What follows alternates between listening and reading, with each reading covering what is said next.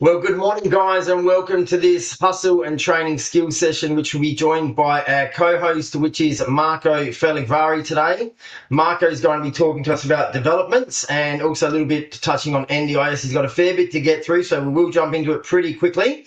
But before we get started, just to say a huge congratulations to all of the SA team on their awards. I think we took out top first, second, and third spot for total sales in the country. So congratulations to everybody who made top 20 and top 5. And of course, a big congratulations to the one and only Tim Hosking, who has had an exceptional year with a lot going on and managed to take out number 1 spot with a lot of Hayley Beckett's help there as well when Hayley went down and stepped in when Tim had his tragedy. And that's what we do at eXp. We back each other up. We back each other in.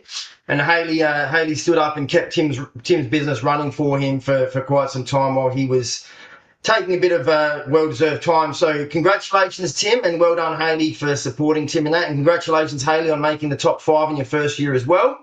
So congratulations to everybody. Without further ado, we will hand over to Marco Fellegvari. But just before I do, following on from Eric's props training last week, if you are in the test app, you can see that if you're participating and putting offers in to experience what it's like as a buyer, we can see, well, you can't see there, but the counter has 12 minutes and 8 seconds to go before that test property wraps up, and then we'll do another training as a follow-up from that later on. So without further ado, Mr. Marco Fellegvari, take it away, my friend, my brother. Oh, good morning, ladies and gentlemen. How are we?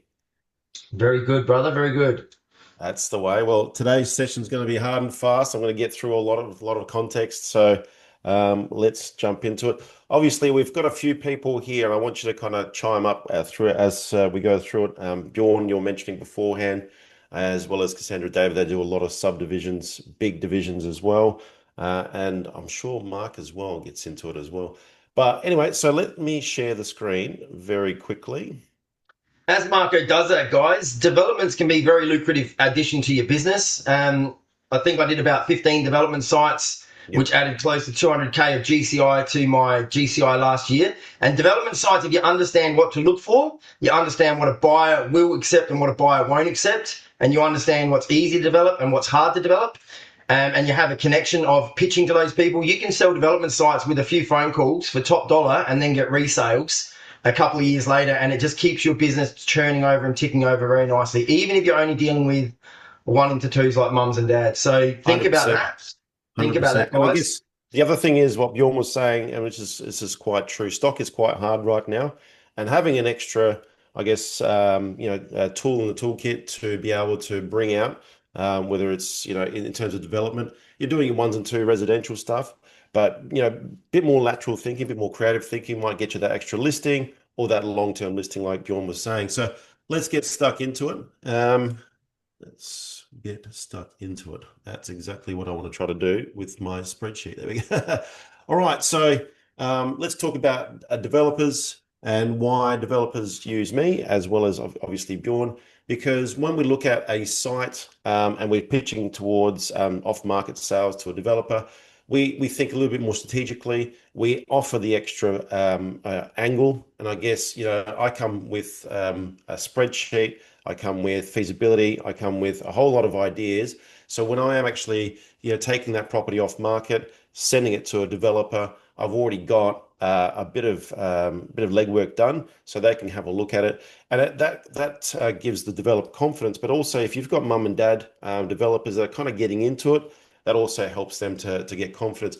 Not only that, but then it also protects my vendors by having a spreadsheet. They're already proposing a price point, but also showing a profit margin as well. So in that way there, our vendors won't get stitched up. And the classic old developer trick where they try to get you for as cheap as possible. If you're already in there and showing in between 10 to 15% return on their investment, then you've got a lot more stronger negotiation capacity with that developer.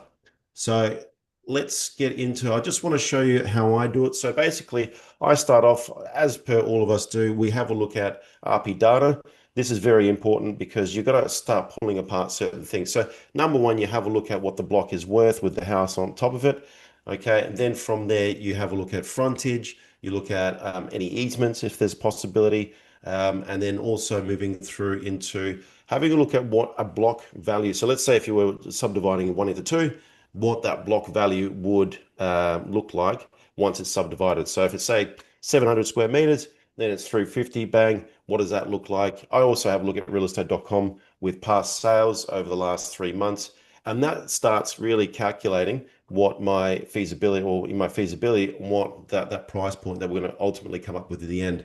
All right. So then I use a program called Archistar. It's a little bit expensive, but it also helps me to do the actual subdivision itself. So I plug in some numbers and I'll just bring up, let me see if I can. So we did a property just recently. Can we see that properly? Is that all there? Yep, cool. And then basically what I've done is I've used Archistar to do a DD report. Okay, can we see all that? I'm just making sure we're seeing that. Yep, cool. And basically we've come up, so this was a property that we did with Chris in 975 Stebben Heath Road. Chris asked me to go in. There's a large block at Manapara. And look at that. So we ultimately straight away brings up, so 237 meters squared. It was quite a square block. And I needed to have a look into it. So number one thing I looked at was there any easements to the property? There wasn't any easements, luckily. Sometimes there is. And then, so we've got a clear block. As you can see, there's no trees on that block either. So we've got a pretty good blank canvas. We've got a house in the middle here, okay, that the current owners or the owners had. So we're kind of taking that into a factor as well. So now the story is starting to develop. Okay, now the Archistar actually tells you exactly what you can and can't do on the property. So it's house, duplexes, townhouses, apartments, and general subdivision. And it also tells you on other things as well on what we can put in there. So, it looks like granny flats you can put in there, which we'll talk about in later. A place of worship, preschool.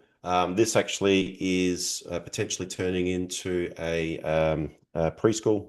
So that might be something. But moving forward, it just shows you a whole lot of information, and it is sometimes important. But when you've got this package already put together, like I've done this into a marketing package, I actually then have that as a link into our sales. So anyone that inquires upon the property, they'll get this marketing link, and they'll have all the information, this information, and a few other things as well, which is the spreadsheet, which I'll show you shortly. Moving through. Let's get into what so it tells you what zoning it is, and moving forward into the subdivision itself.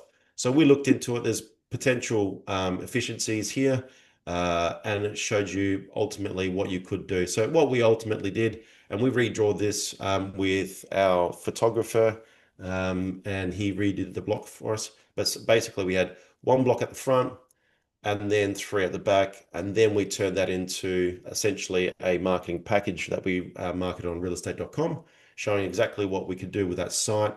And then also look at that, I put together the feasibility for it as well. So that's just hard and fast, showing you exactly what's going on there. But also on top of that, I put in, so you can see the marketing folder here. I put the CT in straight away. I've got something else. Oh yeah, that's the image of the property itself. So when an investor, buyer wants to have a look at a developer, they've already got heaps of information. And when you do that, there is the investor has a lot more confidence on what they're purchasing, but also a lot more confidence with conversations with you.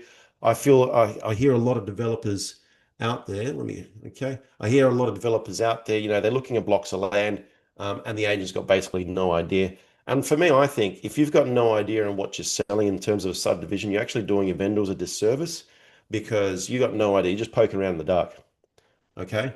Spot So on, yeah, Marco. This is value add as well, because not only does that developer know that you're confident and that you're capable and that you've got the knowledge of what you're talking to them, so you're pitching them something that you understand. So then you're obviously on their level straight away, which gets you mutual respect from these developers as well, because these are big players. But then what happens secondarily, they won't go anywhere else with the resales of those 100%. sites. And then They'll you come to you with literally more stole the words confidence. out of my mouth. Yeah. And Now, quite often they'll even pay you a little bit more of a commission to what they normally pay, because normally they'll resell the finished product with whoever they buy from. But if they yeah, don't have confidence in that agent, they will negotiate that commission down to 1%. But Yeah, if they're absolutely. confident, they'll say, look, yeah, I like you. Look, I know you normally da. We normally do 1.2%, but 1.65% or 1.8% for you is fine, Bjorn, because you're a good agent. No problems at all. Yeah. We're not going to argue. Do you know what I Now, mean? So now very important for us. jumping in very quickly, Bjorn. This I'm going to share this presentation with everyone, so you can kind of go through this. And these links are going to be important. Now, I thought this would be something like if you don't have ArchiStar because it's very expensive, Sapper is a fantastic site for any agent that it's free, right? And that's what I want to kind of value add today to this meeting. I want to show you something. So Sapper, so this is Plans SA. Hopefully you can see that. That just shows you about if you're really kind of getting into the first bit of subdivision, this is just some support tools that you can go through. You can have a good look through, maybe some nighttime reading if you're really curious about this and just leveling up your skills. But then what I love about this is that Sapper has actually got a fantastic site. So what I mean by that, let it just load up for a moment. So this is actually South Australian subdivision, I think basically the councils of South Australia. And you can zoom into any site. Let's go any site.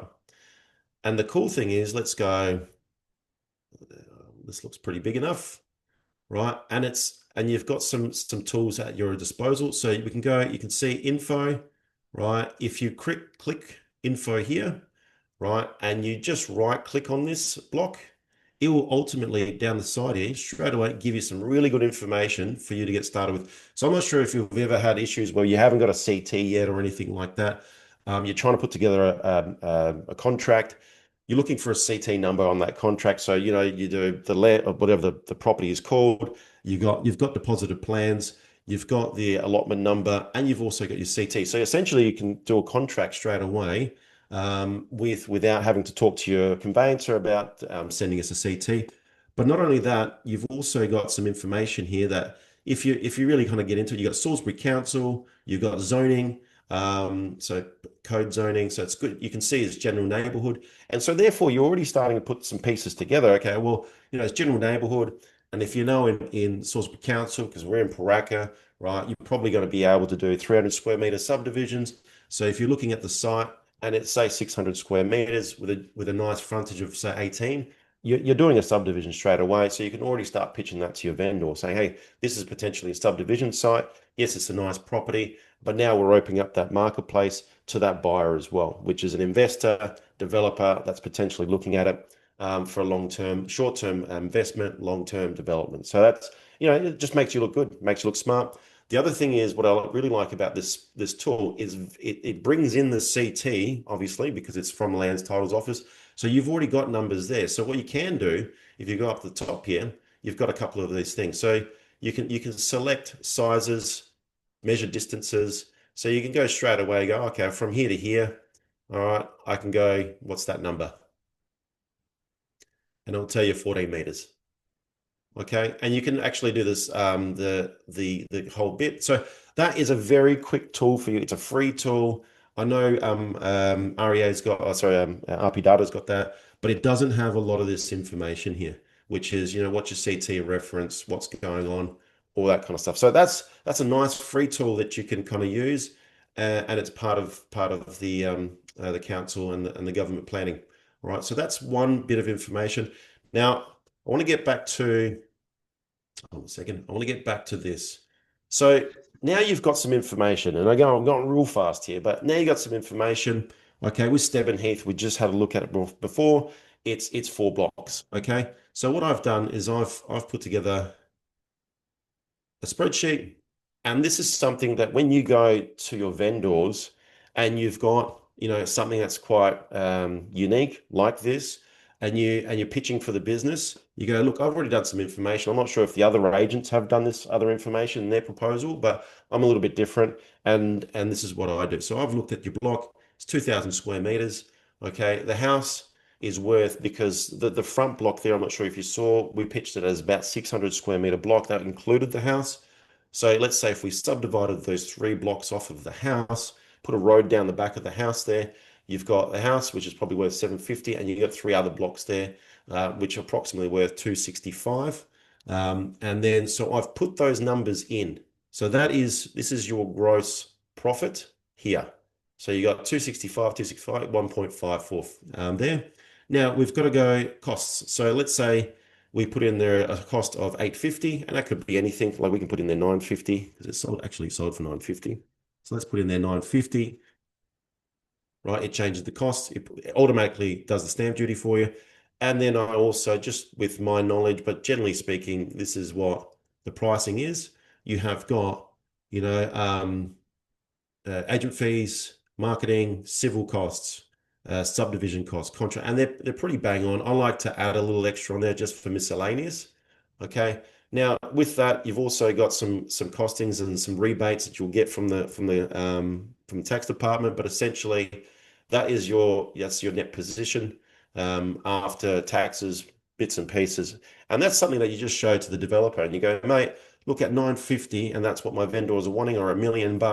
You're still making well over truly 15% on this project. So how would you like to proceed? Because I'm already talking to other developers right now that are looking at this spreadsheet and very excited. Would you like to make an offer? So you can see how that really changes the game, the narrative, when you're negotiating with the developer, but when you're going in to the vendor and saying, look, I'm prepared, I'm ready to go. Would you like to sign up today and use me as your preferred agent because I know what's going on? And you're going to get a yes probably 9 times out of 10.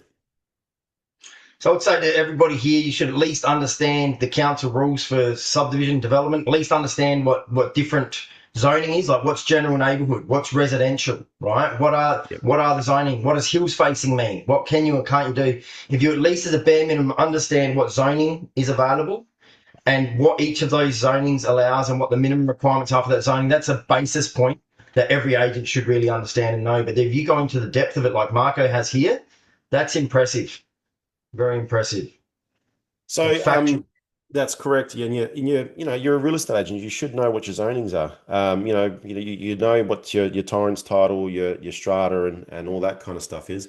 But you also should know what your land zoning is, because it really, now moving into property shortages or land shortages, the government and the councils are working together to get people into additional dwellings, and there are starting to become more complex matters, which I'll show you down the track on what they're trying to do. And but you need to know, number one, what zonings can do what things, and use what mechanisms to change the dwellings themselves.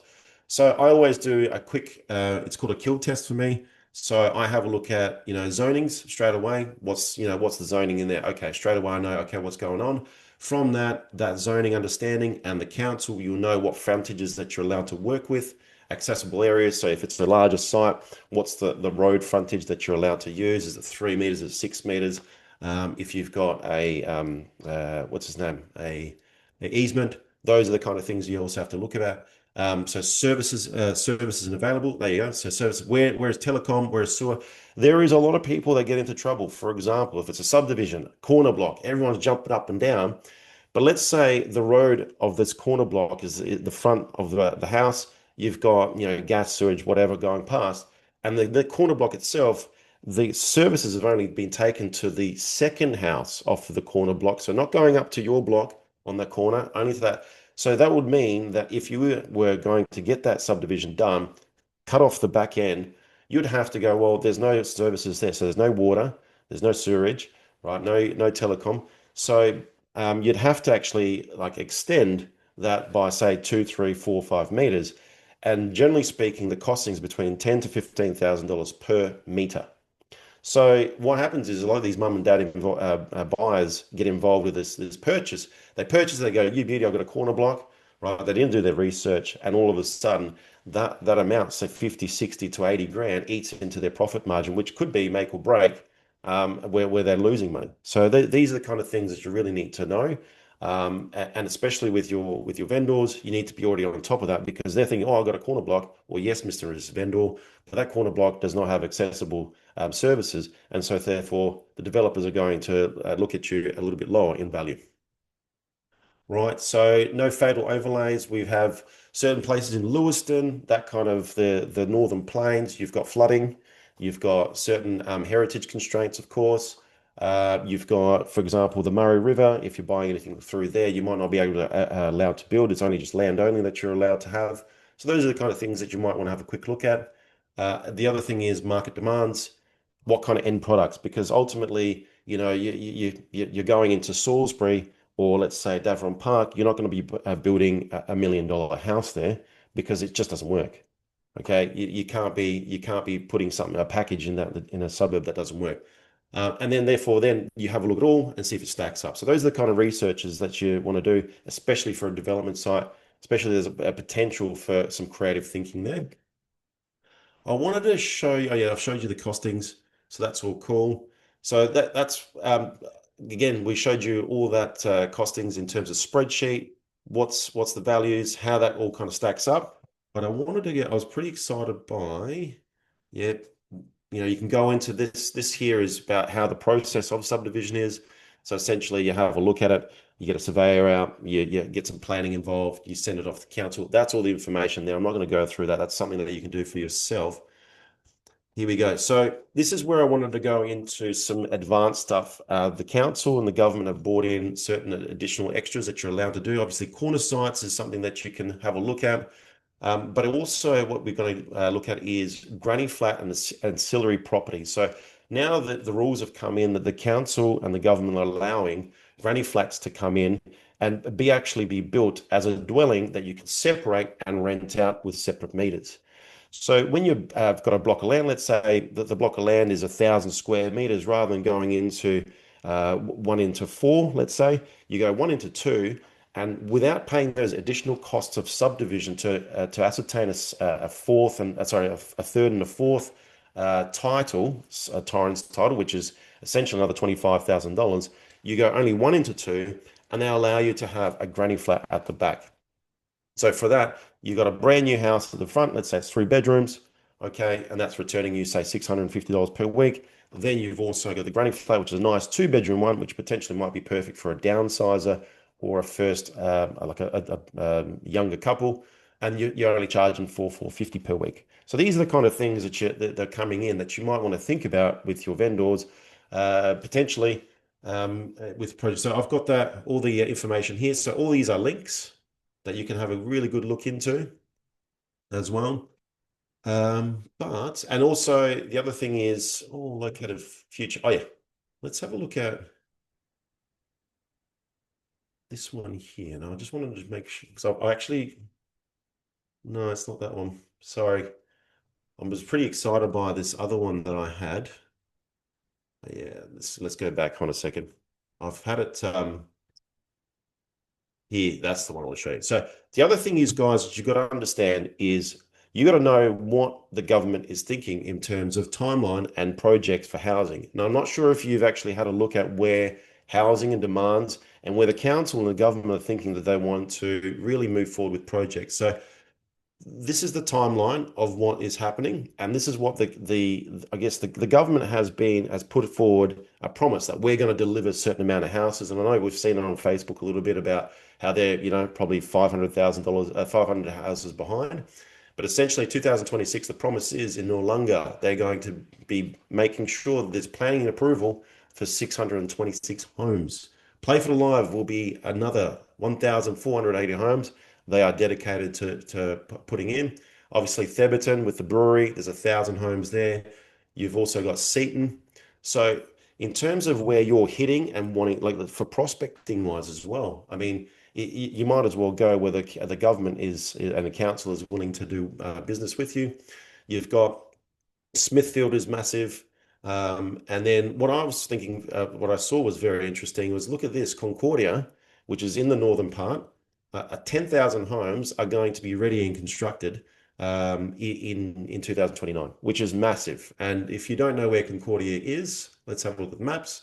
This will show you exactly where the government is really working on getting more zoning approvals and so on and so forth. So this is just a helpful tool of going exactly knowing where the government and the council are really spending their money and putting money into infrastructure and resources. So I thought that was pretty exciting. All right. So again, there's a lot of information to take on. So I'm just going to get through. So let's get into NDIS. NDIS, very interestingly, about 3-4 years ago, was a very hot topic. I think it really kind of come out 5 years ago. And there's a lot of people up jumping up and down about it and going, oh, there's some massive returns. And there were some massive returns. Because we had a lot of shortages for disabled people for housing, the government was throwing money at it. And we were hearing between 150 to $160,000 a year in terms of rent return that the government was giving through NDIS to have a property that was, perfectly set up for people with high physical support, which are very, very disabled physically, or so robust, which is mentally very disabled as well. So let's go through that very quickly, what that all means. Just a quick overview. So improved livability, enhanced living. So improved livability is people with, let's say, stroke victims, car accidents, blindness, those are kind of stuff. Full accessibility, again, heavily disabled. Then you've got robust, which is mentally challenged, can also have physical disabilities, and then high physical support, your quadriplegia, full incapacitation, where you need, services 24 hours, all that kind of stuff. So again, there's some information around that, but I want to get into what that all kind of means. So in currently in South Australia, there is a shortage in NDIS. And again, when you're proposing and pitching NDIS, you also got to know where those shortages are. So there is some information around where those tenants are looking. So there's actually a live feed on how many applicants have applied and what areas they're in. Not only that, but also whether high physical support. Now, please understand that, with going back to this here, improved livability, generally speaking, and I've got the spreadsheets there, you can have a look at it. Improved livability comes with a full maximum value from the MDIS, or so SDA homes, of around about, say, 37,000. That's what they're going to get for rent per year to be looked after. Full accessibility is a little bit higher. Robust, you're probably more hitting around about that 55 to 60. High physical support, you can see all the way up to about 80,000 per person per year as rent return into a property. So basically the way it happens is you get a tenant, a person that is disabled, they go to a care provider. That care provider then attaches, that understands their needs, attaches some documentation, puts it in the NDIS. NDIS says, yep, this is all the services that you need, and gets broken down. Now that care provider will probably get around about $500,000-$600,000 a year to look after that person. And a part of that is, a portion of that is going to be housing. The other thing is taking them for physios, doctors, take them shopping, all those kind of things. So essentially, that's how the NDIS helps them, and the SDA is the housing side of things. Hopefully that makes sense. Jump in if you need any help with that. So these are kind of the NDIS pricing tables. This is kind of interesting because this will actually show you, so all these sites are there for you, but you can have a look at all your demand stuff as well. So I think it's this one here, could be. Quarterly reports, participant database. Oh, I had it here before in a second. Request data. Anyway, I was in here, I was showing you some oh, here it is, bang. So I just need to go down. So this is really cool. So in terms of, let's say you got a developer. Let's say the developer goes, look, I want to build some NDIS. And they ask you, hey, Marco, where is the demand right now? Cool. I've got this fancy little sheet. It tells me exactly where I have got total participants. Currently, they're ready to go. And I need to then my job is to get in touch with service providers. But generally speaking, when you're kind of looking, so for example, what we're finding right now, and this is just a little cheat sheet, is that Manapara, Elizabeth, it's all done. Like there's a whole lot of developers that have gone in there and just thrown heaps of properties in there, and people don't want to move in there. What we're finding is anything close, 15 kilometers from the city, close to transport, close to shops, hospitals, rehabilitation centers. So for example, what's his name? Clearview. We got the Hampstead Rehabilitation Centre is there. You've got Transport, Paradise, Kilburn, McGill. We're also seeing a lot in Marion. Okay, so these are the kind of sites. So you can see Charles Sturt, that's pretty much Marion, that kind of area. There's a high amount of participants right now looking for properties. And generally speaking, what you find with these properties now, I could bring up a spreadsheet for you on, sorry, not a spreadsheet, a floor plan of what it looks like, but you can kind of ask that later. But generally speaking, what these houses look like is it's a 4 by 4 meter room, bedroom, and you need to have accessibility to a wheelchair. So they're generally 1.8 meters wide, the access to the bathroom. The bathroom has basically a roll-in shower, and you have to have structural steel going across the top of the bedrooms to have cranes from lifting up from the bed, taking them all the way into the bathroom. Okay, so those are the kind of houses that you're building. Now, what you usually have is a second bedroom that you can have another person in there, a third bedroom for your 24-hour carer, and then a front living area, which would be an office or a breakout room for the carer. Then you'll have another bathroom for the carer as well, and then a separate living area, kitchen, all that kind of stuff. So these are pretty big homes. You're looking at probably about a 220 square meter house, and their build costs are a lot higher than normal residential. You're probably looking about 2,100 to 2,200 per square meter is what you're building. So a house you probably be it's going to cost you around about $800,000 to build, and they're 4 bedrooms, 4 bathrooms, all that kind of stuff. Now, with that one there, though, a lot of developers have gotten greedy, going, oh, well, we can put 2 people in and 3 people in and all that kind of stuff. Unfortunately, disabled people are like normal human beings. They don't want to live together, and developers need to start understanding that. So you're really only building, you'd be lucky to get 2 people into a dwelling. And like, let's go back to that thought process on how much these people are getting. So let's say you're getting a high physical support person and you're getting, say, $60,000, $70,000. Okay, you're going to be really hard pressed to get that second person in there. So if you're renting it out, case by case scenario, you might get $70,000, $80,000, maybe a little bit more if you're lucky. Which, I mean, in terms of general residential return, so let's say you build a house for $1.2 million, you're still getting a pretty high return in regards to what's going on. But so the other scenarios is called a hybrid lease. So you go to a care provider and go, look, I'm building a house. For them, it's a business, and the property is going to be like a commercial business where they go, okay, well, you know what? I'd like to hold that house, the commercial residence, and I'd like to pay you to hold it. I'll pay you $80,000 straight away because they've got money coming in anyway from different participants. As soon as they get someone, they go, okay, well, we'll still pay you $80,000, but we'll pay you a little extra. Yeah, as soon as they get a second one, we'll pay you a little extra as well. So you could max out at about 100,000 if you're lucky. But generally speaking, right now with NDIS, they've been adjusting some pricing. Before it was 130, 150. Now you'd be kind of around that $80,000 mark because the government's kind of tightened the screws and all that. So hopefully that gives you a little bit of an overlay of what NDIS is all about. And the areas I've just put in there, the locations we just talked about. So those are the kind of pricing structures that you're going to be getting, as we mentioned beforehand. And what else have we got?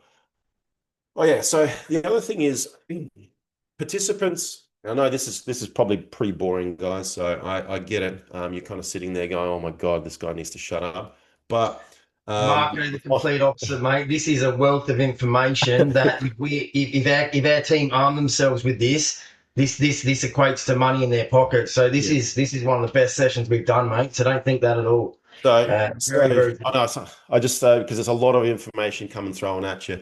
But the other thing that your participants can, if you let's say if you've got a really nice property in McGill, they've got their family members that live in McGill, they really love it. So what happens is that a participant with NDIS support gets additional support as well. So for example, they'll have I don't know. Water, electricity, all those kind of things. They have extra little bit of supports as well for property. So what they can say, look, I am getting $80,000 a year, but I get an extra $15,000 in housing support as well.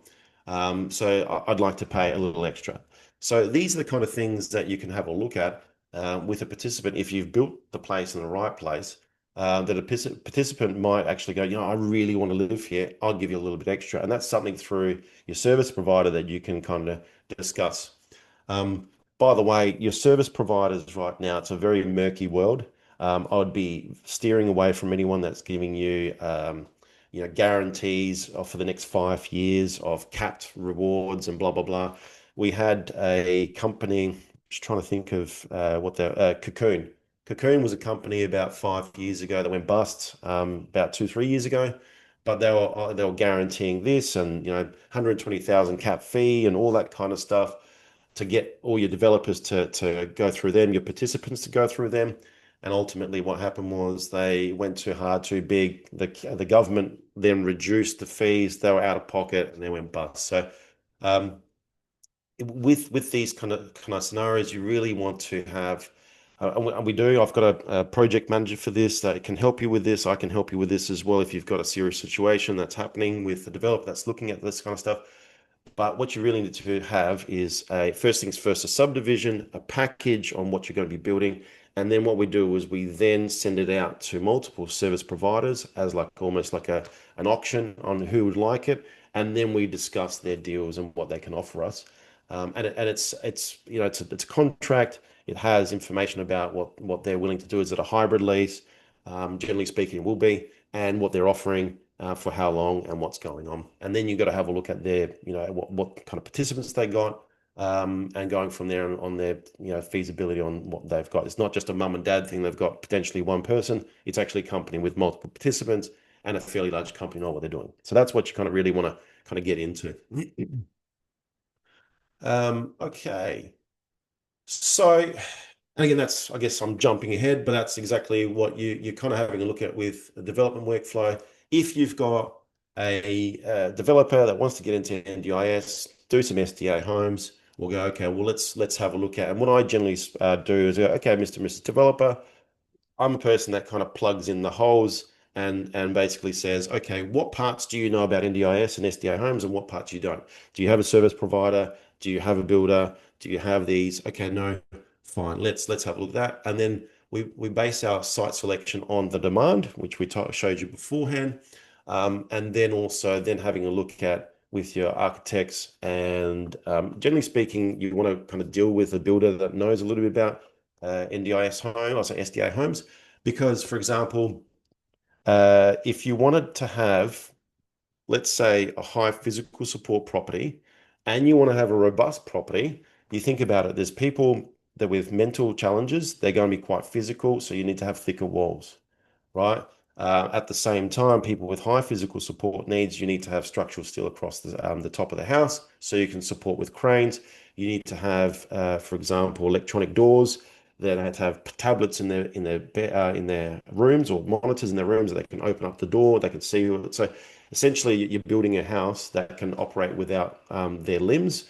So it's whether it's eye movement or whatever it might be, and you got 24-hour care. So you need to build that. So, or if someone that's partially blind, you need to have trimmings across the bottom of the floor that's white and dark. Toilet seats need to be white and dark, so the seat needs to be dark, and the actual base, so the bottom of the toilet has to be white, so they can differentiate the colors on what they're looking at.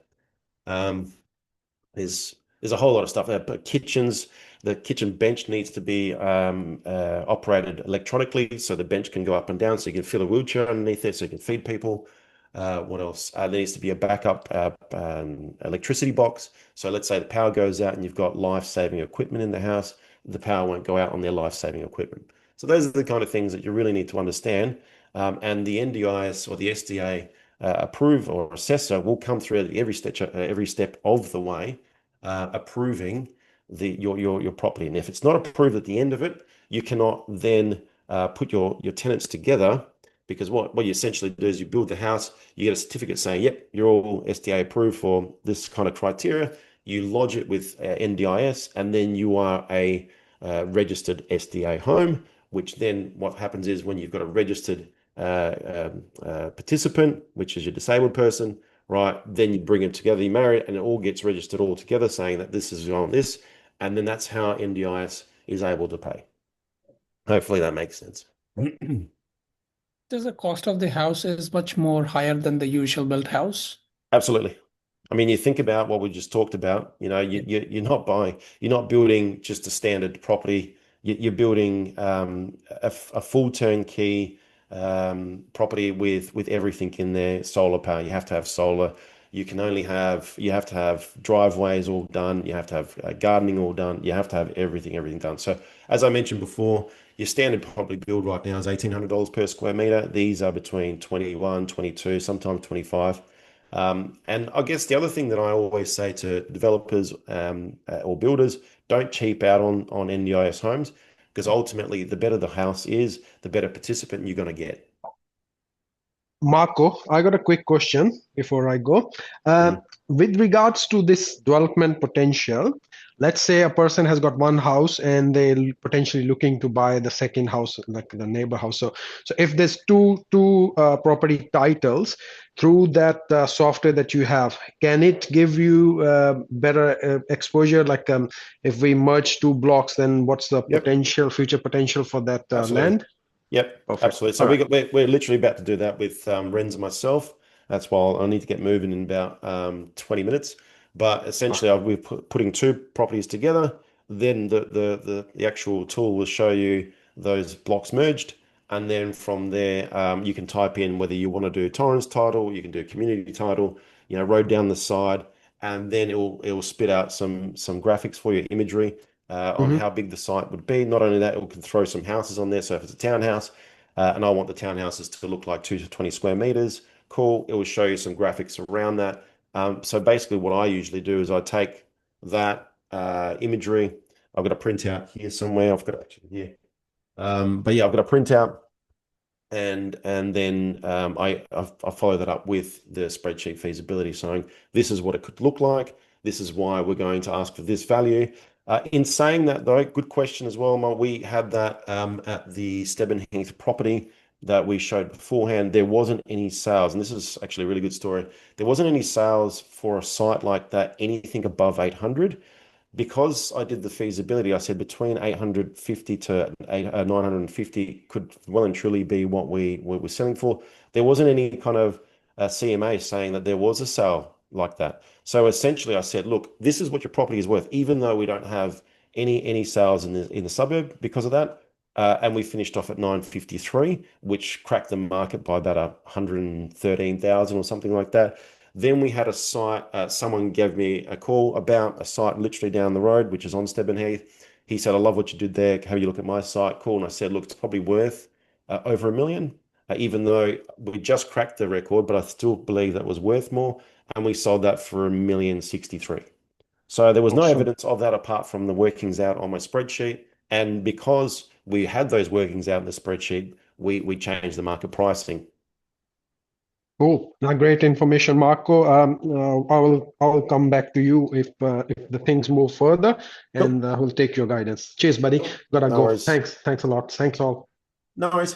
Okay, so we're almost there. So when you're going into development strategies, you can go into your subdivision 1 into 2, but there could potentially be some hybrid strategies as well. And this is something that maybe you want to think about. It's not just 1 into 2. You could potentially have that house at the front. You have a granny flat at the back. You could have one house because NDIS requires a certain amount of frontage. You could have an NDIS home at the same time, you can subdivide into a residential property as well. There is also, I guess, now with marketplaces and I guess multi-generational families living together, you can potentially also do something like that where you devise a house where it has, a house at the front, but it's connected to a house at the back. And the reasons why this could potentially work. So I'll tell you number one, for NDIS properties, the way that they're constructed, larger buildings, so larger rooms, larger bathrooms, all that kind of stuff, for down the track, you think about it, if you build a 4 bedroom, 4 bathroom property with multiple living areas, that could potentially down the track be changed over with minor alterations to a large multi-generational family. Or what about a family member that is, rather than going into a nursing home, they go, well, we've got all the facilities here. Why don't you have that room with a crane, the whole lot? We can have a carer in there and I can live there as well, like a daughter or something like that. And that house could be purchased on that kind of level. So rather than mum having to sell a house and go into a nursing home, we can have 24-hour care because we've got the 24-hour room there, as well as the cranes, the whole lot.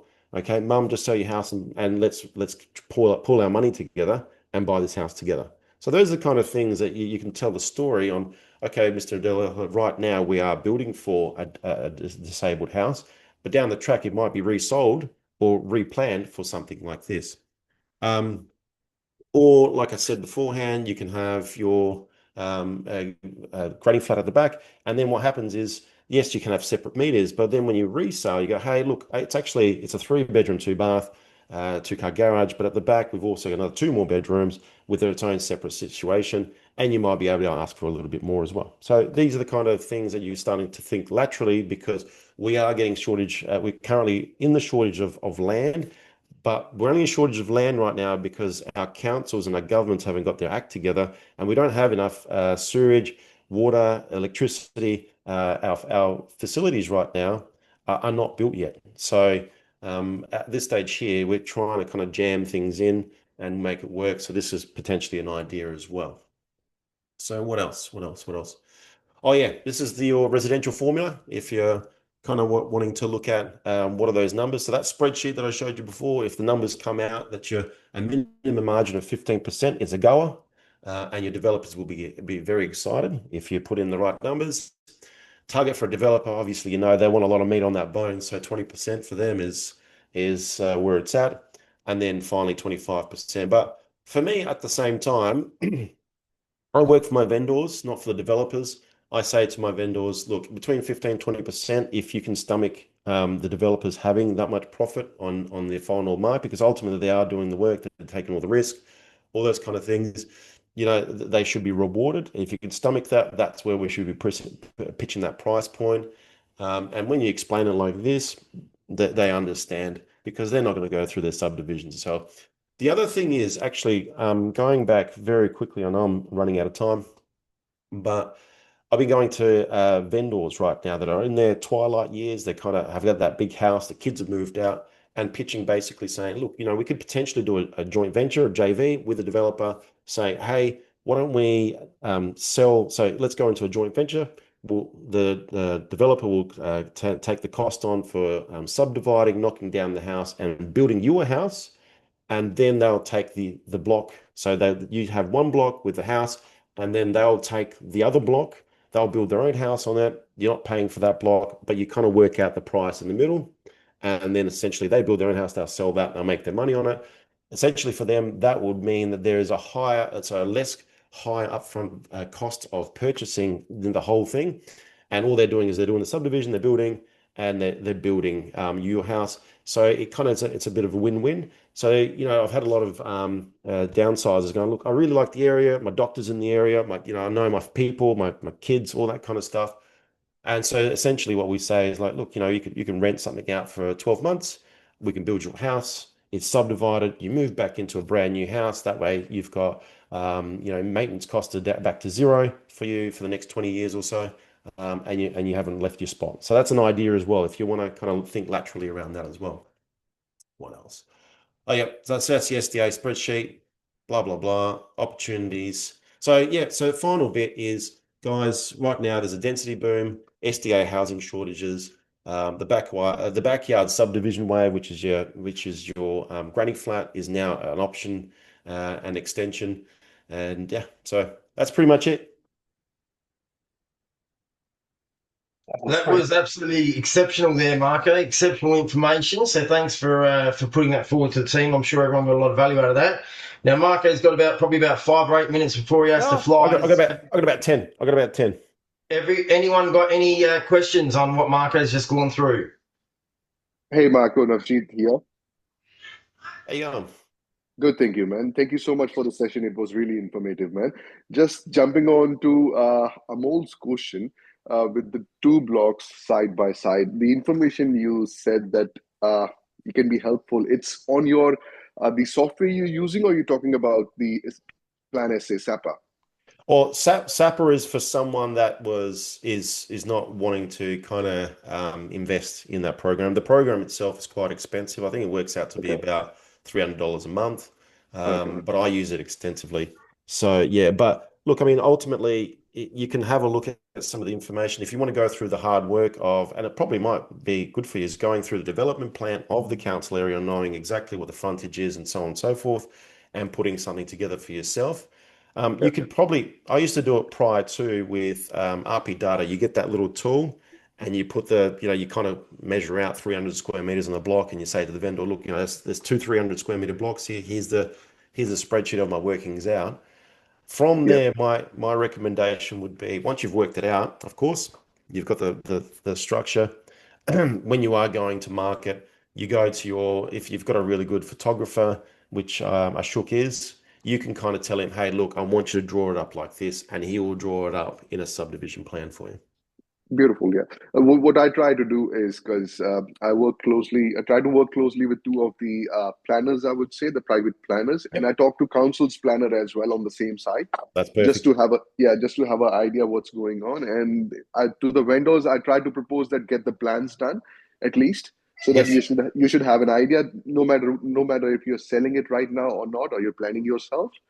Just get it done, get the plans. That's ultimately the best way. No, beautiful. No, thank you so much, Marco. No, absolutely. I just want to extend on that point is that, like with Wrens, we're looking at a property in Manningham, 2 properties in Manningham. Now, without giving away too much, because we want to list this first before giving it away, So essentially, Manningham has certain strict rules, which is 450 square meter subdivision versus like let's say Manningham, which is over Wave Street, they do 300 square meter subdivision because the council wants certain, I guess, development planning integrity in certain suburbs, so it's not just a cut up suburb. So, but in the same breath, in Manningham, there's certain parts of Manningham that are allowing 300 square meters. Now, as an agent, if you don't know what you're doing, you go, well, no, you can't do the subdivision, blah, blah, blah. And what we've done is we've looked at it and we've now extended value by saying, no, Mr. and Mrs. Vendor, that part is, this part isn't. And now we've extracted a certain amount of value in your property. Okay, so we can sell it for more. Yeah, that makes sense, yeah. If I may add to that, Marco, that's when Bjorn just mentioned as well, like its general neighborhood zone is, as it's called, as you can tell, like general. When you go into Manningham, called established neighborhood zoning, and there's a few more pockets in and around Adelaide where those established neighborhood zones are there, and therefore more restricted areas to develop. So this again, and good point there, Renz. As an agent, and Renz is working real hard in Manningham and the associated suburbs, but mostly in Manningham. He's becoming the expert and knowing zonings. And if you are going to be an agent, you should be an expert in property, which is your zonings and your titles. That's just how it works. Marco, can you drop that SAPA link into the chat here? Because I think that'll be a good link for everybody to have access to. Yeah. Just that free site. And very well said as well. Like I do a lot of work in Gillis Plains. A lot of people don't understand Gillis Plains is split by Wandana Avenue. One side is Port Adelaide Enfield Council. One side is Tea Tree Gully Council. And they're 2 very different councils to deal with. Port Adelaide Enfield are probably one of the best councils in the Adelaide region, I believe, for allowing development and just for getting things through fast. And it can be timing of things as well. You've also got to look at things like government trees on council land. You can't just assume because there's trees on the council strip that you can just get rid of them when you're going to go and do a subdivision, because there's rules around that as well, and that can impact where you put the driveways, or can you remove that tree and then can you plant new trees elsewhere in lieu of that? Is there other ways to, does the driveways have to bound up on each boundary, or do they have to join in the middle? There's all these other factors as well, and sometimes people don't even think about the council trees and just assume that they can be removed when that's not necessarily the case. Yeah. The other thing is that with trees, though, this is something that we've learned with Wrens. Sometimes you've also got some really creative arborists, and you want to have those by your side. You do. Anyone else got anything? That was pretty amazing. All right, cool. Well, what I'll do, maybe those links there, Marco, can you just paste them into our Team eXp messenger chat as well? Because once this obviously switches off, then that won't be available. Has anyone got anything else for Marco? Otherwise, we'll let Marco go so that Marco and Wrens can conquer their next development. No, all good? All right. Well, thank you. Thanks a lot for that session today, Marco. That was absolutely exceptional, and we look forward to collaborating with you moving forwards in a successful 2026, guys. I'm going to stop the recording now.